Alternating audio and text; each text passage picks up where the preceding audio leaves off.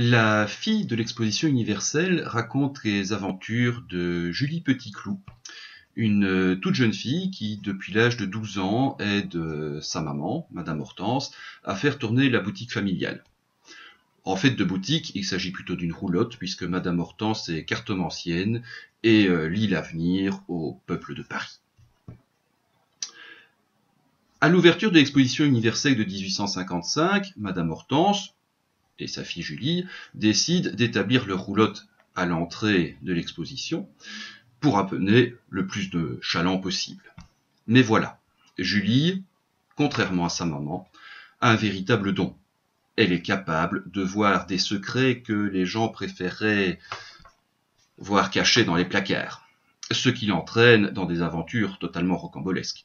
En effet, lors de cette première exposition de 1855, elle a déjoué un complot visant à assassiner l'empereur Napoléon III.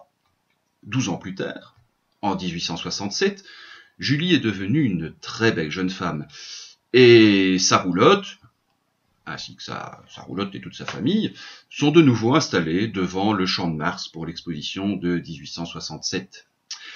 Mais si la roulotte ne désemplit pas, il faut quand même bien avouer que la plupart des clients sont venus pour faire la cour à Julie plutôt que pour connaître leur avenir, ou plutôt pour essayer de construire leur avenir avec Julie.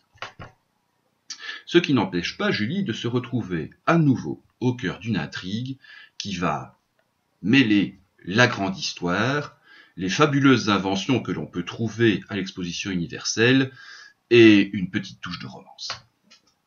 Voilà pour l'histoire.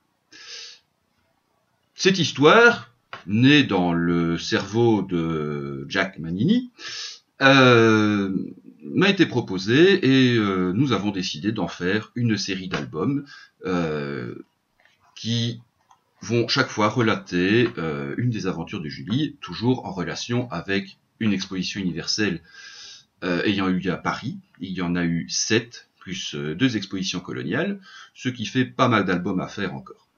D'un point de vue technique, les planches sont faites de manière traditionnelle, à la main, sur du papier, avec de l'encre, sur un format parfois un peu excessif, parce qu'il faut bien avouer que mon scénariste ne me ménage pas.